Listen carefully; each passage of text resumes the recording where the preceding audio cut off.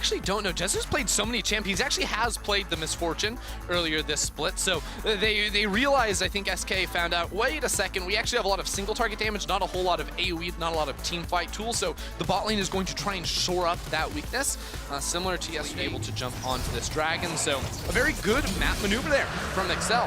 Happy to see what they've come up with. Just abandon top. Top's fine. He has a 30 CS lead. We're not going to get Ruby Crystals shutting down. Gank in mid. Chocolate has flash. Yeah.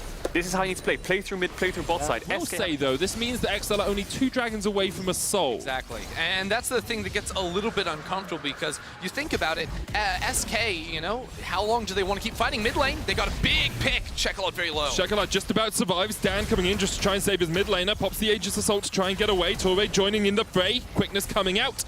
And both the XL mid and the jungle will survive just about. That's the type of play you need to see, especially with these camps respawning on the top side. Tinks is playing around middle lane. Good spear almost connects. Don't think he's going to want to commit to that, but can interrupt the resets. And again, this means he doesn't have the bullet time, but they are looking to bring all 5 members into the river. Torre looking for the quickness, dives onto the back line. In goes Chocolate, sweeps them away, and Tinks is already first to fall. Jezu trying to join the fray from the side. Blue doing what he can against Torre. Chocolate forced off towards the top, and he's got the blast code to keep himself safe. XL still on the chase. Blue flashes away from Torre. And the Rift Herald will be secured. 1-for-1 on the scoreboard. And a pretty much even game here, Ender. I mean, that's the team fight. It's just 1 kill there for XL, but they're still isolated a bit in the bottom lane. But again, Dan can always enter the fight with his ulti.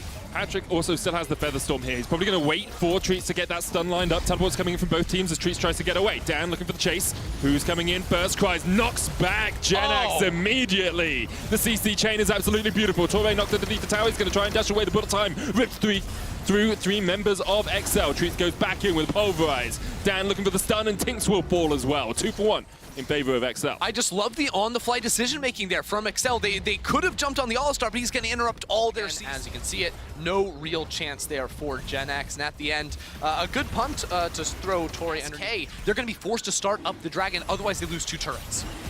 CXL pushing in for the tower. Looks like they're just kind of trying to steal this one if they can. SK is still pushing for the dragon back up for itself. XL have all of their ultimates at backup. 2,000 HP on the dragon. The rest of XL have now joined the fight. Torre looking in for the quickness. They knock Blue back. It's secured by XL. And now the fight really opens up. Genex trying to get onto the front line with the Dominus. Treats going in. Gets the stun. The shuffle back. The bullet time not quite enough to hit the back line of XL. Cries going back in. Flashes away. They stun Tinks as soon as he tries to jump back in. And now Treats is on the front line. Jezu ripped through.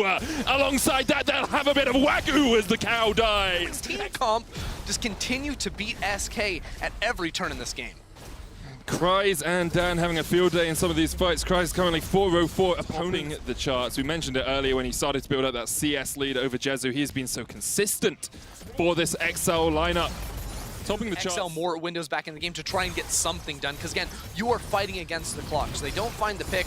Of course, they're going to lose this tower on top of everything else, and with no inner turrets in mid or bottom lane. Down to the bottom lane, and it's being started up. Cask, Azir, all these tools to force Tinks away from the pit. It's not a 50-50, it's all Excel. I mean, it's gone before they even get there. The quickness stops them from getting anywhere near it. Explosive cards used as well as here comes SK. The bullet time combo with the Pulverize.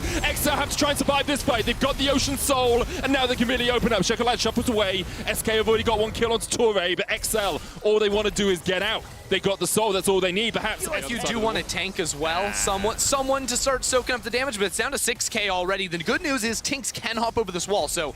Yeah, Cries needs to get round here, because otherwise Tinks can just come in. XL actually peeling off the Baron and looking for a fight. Genex caught out, knocked back with the cast, straight into Torre's knockup, but the bullet time rips through from the side. Genex will be the first to fall, and XL on the wrong side of the wall for SK to get any more follow-up. Cries is on the chase. Turbo Chem Tank straight into the face of Treats, and they're going to force them back underneath their tier 2. Here's the Starfall, as Fall does Dan. He dives onto the backline. Torre going in as well. You can just see them absolutely rip through. Chocolate trying to get onto Tinks, who will flash away.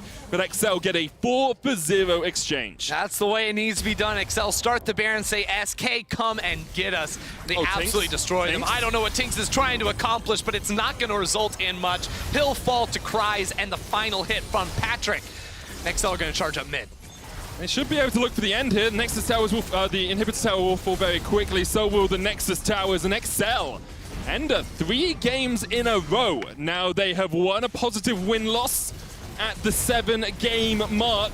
They continue to improve. Treats goes in once again. The 4-man knockup. Genex trying to join the fray as the Gore Drinker does a little bit of work, but it is way too little, way too late, I'm afraid. Rest of SK are respawning. Jezu flashes away, still gets knocked to the side. The second Nexus Tower falls, and it's on Blue and Jezu. But I'm not sure you can do this one. There's Blue. Wow, yeah, you definitely can't. You're dead, mate. Jezu will be the next target. XL 3 games in a row as they go to 4-3. Never in doubt either. Just